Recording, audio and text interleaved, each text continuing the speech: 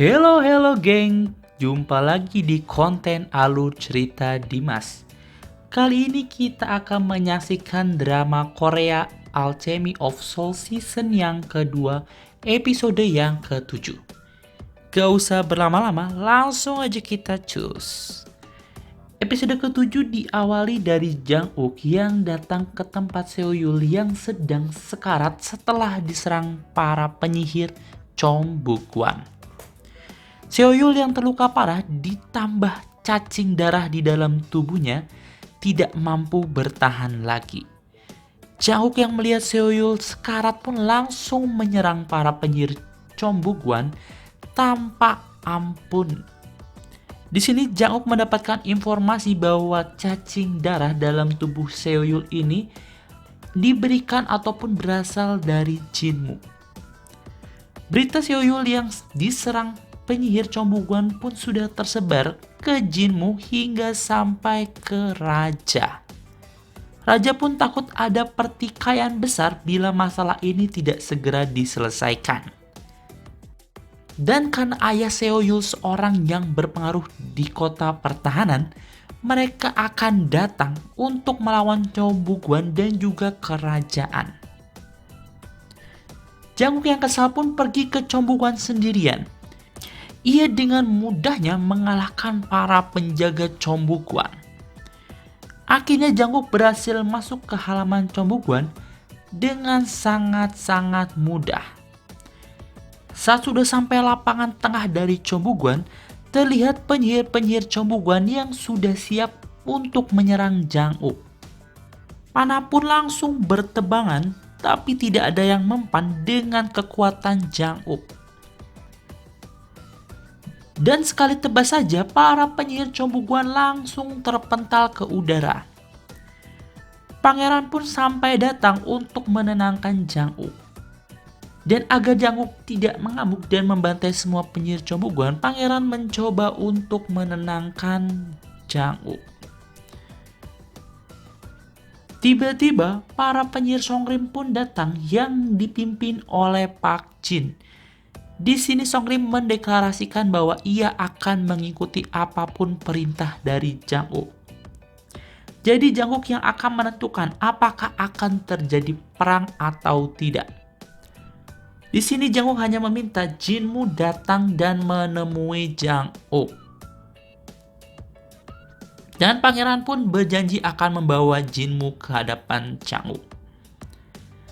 Tapi di sini Jinmu yang tampak sangat takut, ia tidak berani untuk menemui Jang Uk.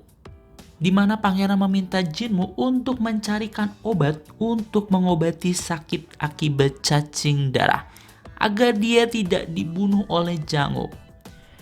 Dan satu-satunya orang yang tahu obatnya adalah Puan Jin. Sehingga mau tidak mau Jinmu mengadakan pertemuan umum.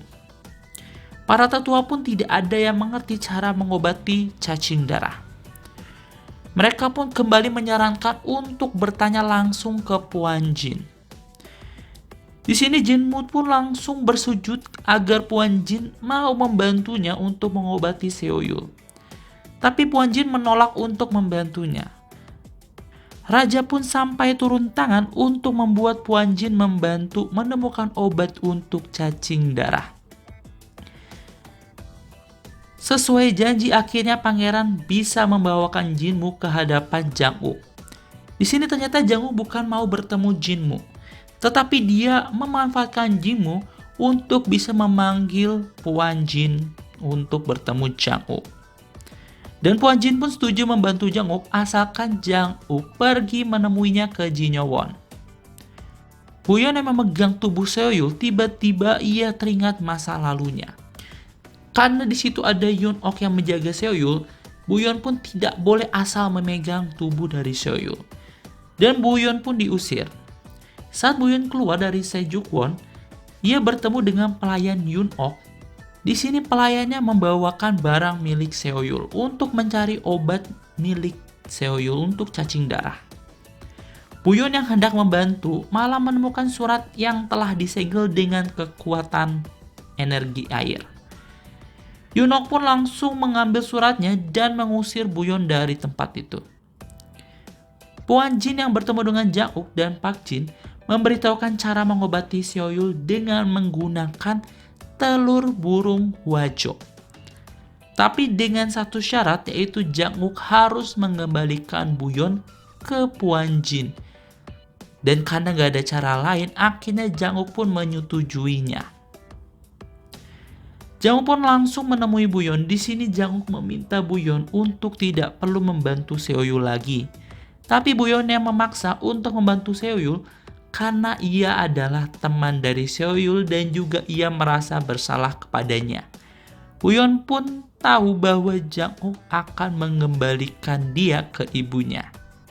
Kemudian Yeom memberikan strategi untuk bisa menyelamatkan Seoyul, di mana ada dua masalah untuk menjalankan misi ini. Yang pertama adalah Seoyul dan Hwajo sama-sama tidak bisa dipindahkan dari tempatnya sekarang. Yang kedua adalah tabir yang melindungi Hwajo tidak boleh sampai rusak ataupun pecah. Untuk masalah yang pertama dapat diselesaikan dengan Jin Choyeon yang akan menggantikan Yul masuk ke dalam Jin Yowon. Menggunakan bola energi milik Yul.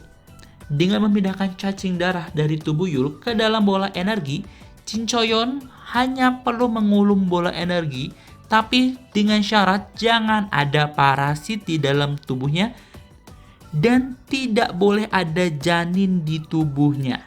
Tiba-tiba Dangguk pun panik karena ia takut saat mereka bertemu setelah 3 tahun, Choyeon hamil anaknya. Kemungkinan saat bertemu mereka melakukan wik dan menghasilkan jabang bayi. Dangguk pun tidak menyetujui hal tersebut. Di sini Buyeon pun langsung mengajukan dirinya untuk menggantikan Choyeon. Karena Buyeon tidak pernah wik selama menikah dengan Jang-uk, jadi tidak mungkin mempunyai janin. Untuk menyelesaikan masalah yang kedua, yaitu tidak merusak tabir Hwajo, dibutuhkan energi emas yang diekstraksi dengan kurang lebih 30.000 nyang emas. Jang-uk pun akan memberikan semua emasnya yang ia telah simpan. Ia ternyata telah menyimpan emas dari pengusiran ataupun pembantaian pemindahan jiwa yang diberikan oleh raja. Misinya pun akhirnya dapat dimulai, di mana memindahkan cacing darah ke bola energi, lalu bola energinya dimasukkan ke mulut Buyeon untuk dikulum.